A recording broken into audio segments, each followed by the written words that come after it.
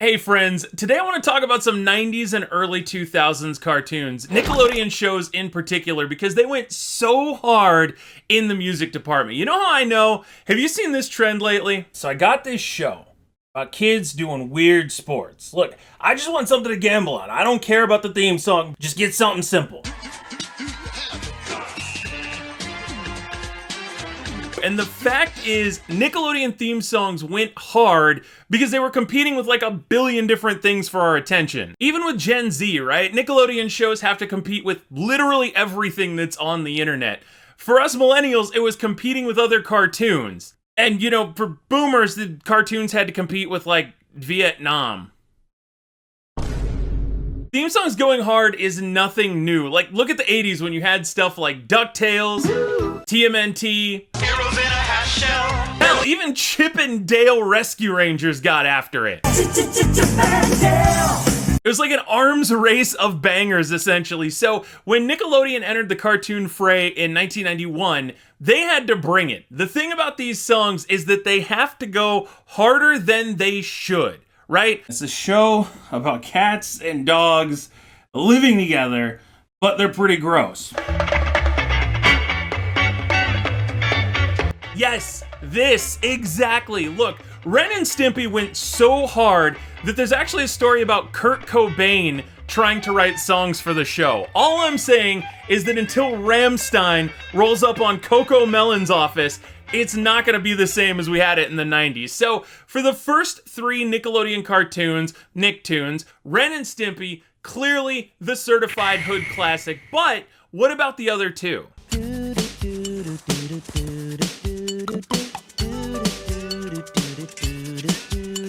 Face it, friends, the Doug theme can get it. Look, Doug was Smooth McGroove 20 years before Smooth McGroove.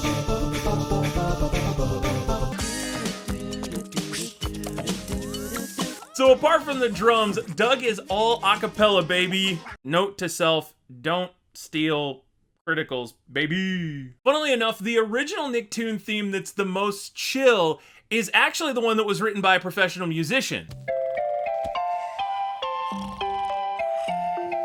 The Rugrats theme was written by a dude named Mark Mothersbaugh, who is actually in the band Devo. This Devo. If that gets this video claimed, I swear to Reptar. But see, these three Nicktoons were a turning point for Nickelodeon. They would start to get a lot of popular artists. Polaris did the Pete and Pete theme. TLC did the All That theme, which, by the way, if we're talking about just shows in general, that went harder than any other. Now this is just an introduction before we blow your mind. The show was all of that, and yes, we do it all the time. By the way, if you want me to look at some live action shows, leave a comment, because I love this nostalgia Alright, what about if it's like real life, but like instead of people, it's animals. Okay, remember how I said Nickelodeon loved pop artists? How about the friggin' B-52s? This is where Nicktoons started to blur the line between cartoons for adults and cartoons for kids. Here, is that a sausage in your pocket?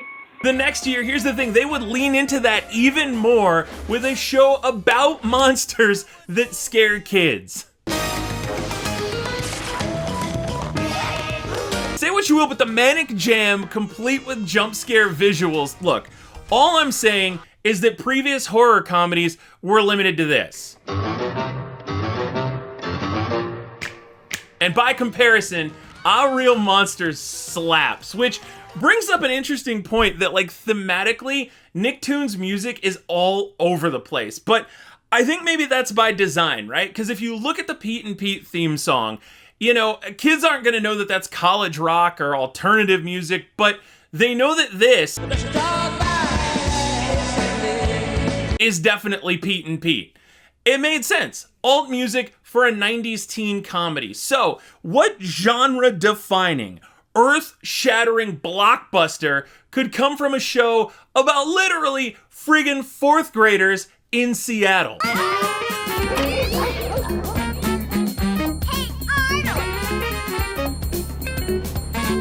Hey friends, You like jazz? You like jazz? Not only was the open to Hey Arnold a smash hit that sticks with a lot of us, even 26 years after the show dropped, but I would argue that the outro even went harder.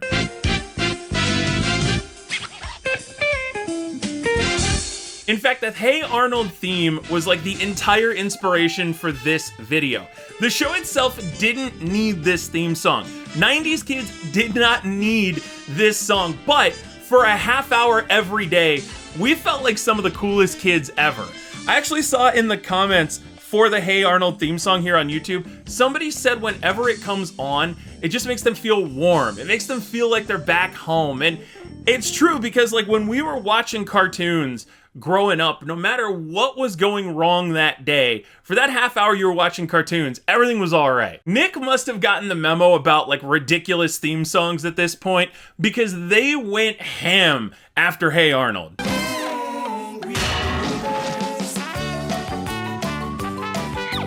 Maybe you can help me, friends, but what genre is this? It's like salsa, fusion. The only thing I know, even as an adult, even as someone who works in the music industry, is that this is distinctly...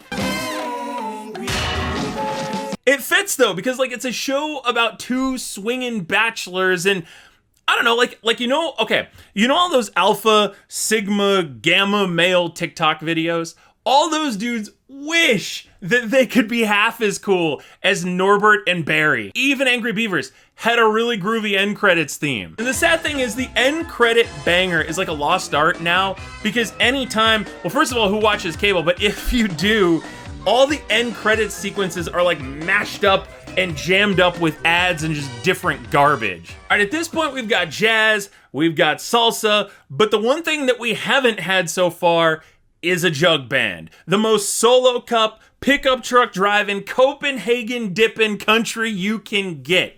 Now, what's the show? You might be thinking it's some kind of like space cowboy anime, but hell no. It's actually a dog and a cat, but this time they're stuck together. One fine day with a woof and a purr, a baby was born and it caused a little stir. No blue buzzard, no three-eyed frog, just a feline canine little cat dog. Cat dog, cat dog. Friends, all I'm saying is look me in my oblong, asymmetrical face and you try and tell me that you didn't sing along when you heard the CatDog theme. I'll wait. Why did I actually take the time to wait here? Was we're riding the wave of Nickelodeon nostalgia, the Wild Thornberries is one of those shows that you couldn't make now. Like, not because of anything offensive, but because technology would make the parents' jobs way easier. Although it would also make it a little easier for them to send out a different kind of video. The theme covers another genre, and it's an offbeat one too. Again, maybe you can help me because it's like this Peruvian flute music with like a tribal drum kind of vibe to it. It may not go as hard as some of the theme songs, but I would say it definitely brings more hype than Wild Thornberries deserves. And between you and me, something amazing happened. Hang on a sec. Hey, buddy, you got any other big ideas down there? All right, I got it, boss. Let's see them make a banger out of a show about a sponge or a mop or something like that. Who lives in a pineapple under the sea? Yeah, did you have a sea shanty on your bingo card? Look, all I'm saying is you don't get to be on the air for 23 years without going hard enough to get perma-stuck in the heads of multiple generations. Hot take, friends, SpongeBob is literally the only thing that millennials and Gen Z can agree on. Don't at me. That being said though, for little kid YoBGS, if I was given a choice between the Nicktoons that came out in '99, I honestly would have picked this over SpongeBob.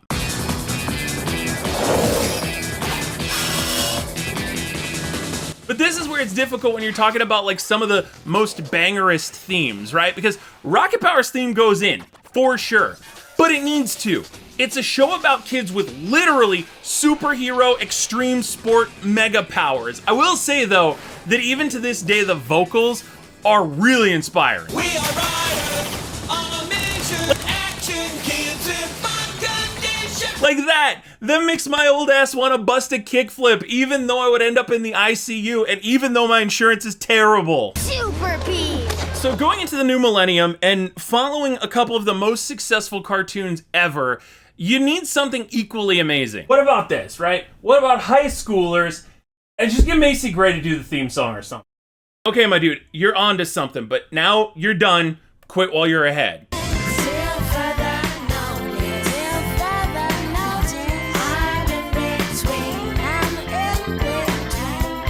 So for a relatively chill show, I think that this hit home big with kids, and definitely like some of the people that grew up with Nicktoons that now were teenagers themselves. It set the atmosphere for As Told by Ginger, which was a pretty cool show, but like I feel bad for Ginger in some respects because the show was fun, but it was literally sandwiched between legends. Larger than life bops. Timmy is an average kid that no one understands. Mom and Dad and Vicky always giving him commands. Exactly. We're going big band style. Fairly Oddparents had a full-blown damn orchestra for tiny Timmy Turner and his godparents. This, one of my favorites, an inarguable classic. And by the way, I think there are two kinds of people in the world. This is unrelated to the theme song thing, but there are two kinds of people. People who hate Poof and people who are lying about it. Why did you ruin my favorite show? It's enough to make somebody want to take over Earth. Actually, maybe somebody already tried. Look, if you love Daggett and you love Moxie, you are gonna love Zim and Invader Zim. As for the theme, hear me out. Again, this is another one I'm having trouble placing, but I think I've got it figured out. The Invader Zim theme is trap music. Just listen to the beat. You hear that? I'm saying it. Invader Zim, not only a legendary cartoon, but a trap legend as well. This is where I feel like the Nicktoon banger themes, they started to lose some of their charm. Like, I'm including these last four just for the sake of being a completionist. And also, I want to see if you leave a comment. Maybe you think a little bit different than I do.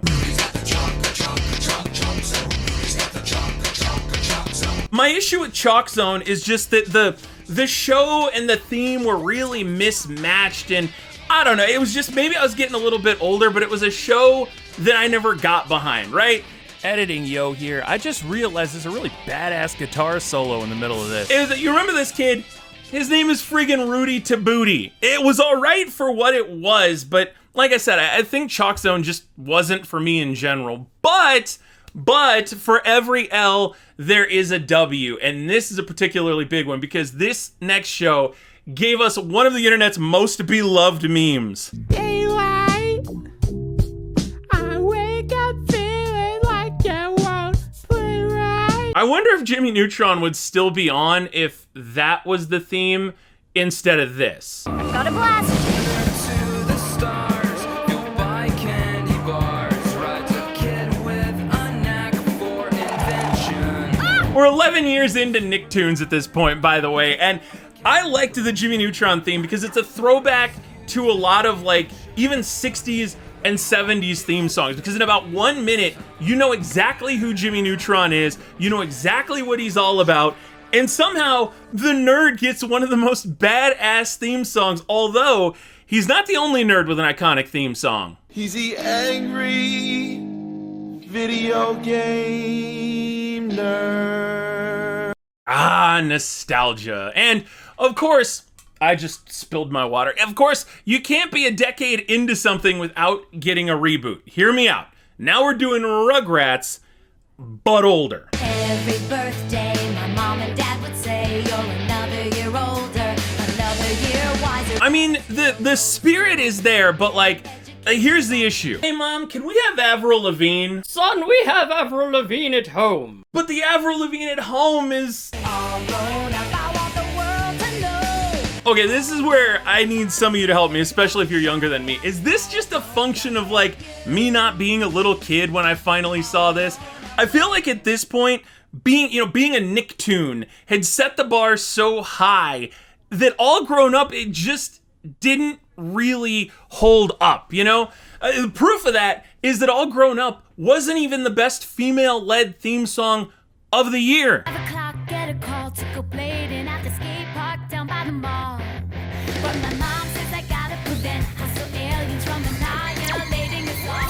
This was literally waiting in the wings. My Life as a Teenage Robot, and it had a monster following back when it came out, and even when it was on, well, obviously a lot more than it is now. At this point, it feels like Nick was trying to, like, make and define Gen Z, almost in some regards, but that meant a shift to, like, some generic pop themes for a little bit.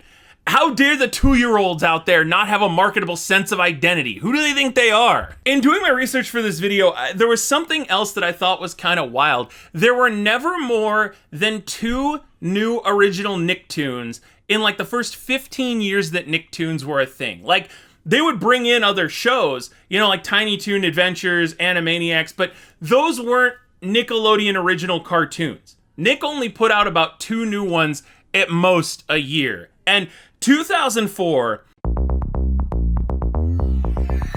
this was a good year for Nicktoons because it brought one of the biggest techno theme song bops of all time. Danny Fenton, he was just 14 when his parents built a very strange machine. In fact, back in the day, I actually used to put a bunch of polls up on game FAQs, and one of them that I did was for best Nickelodeon theme song.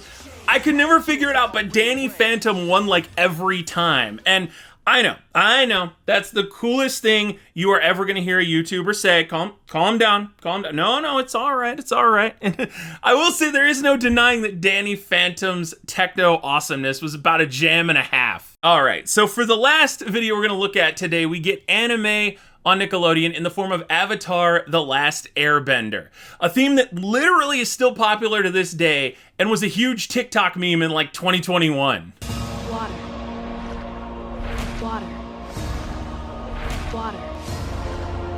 I don't know that I'd call it a banger per se.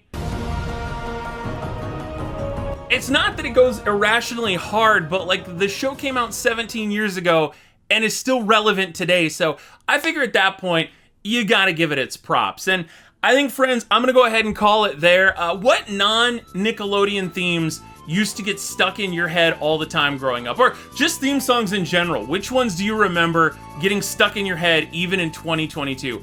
Let me know below, and if you like this video, please make sure to subscribe and share because this is something new for the channel. You know, your support guarantees that I'm gonna keep making commentary videos like these. Thank you so much for watching, and I'll see you next time.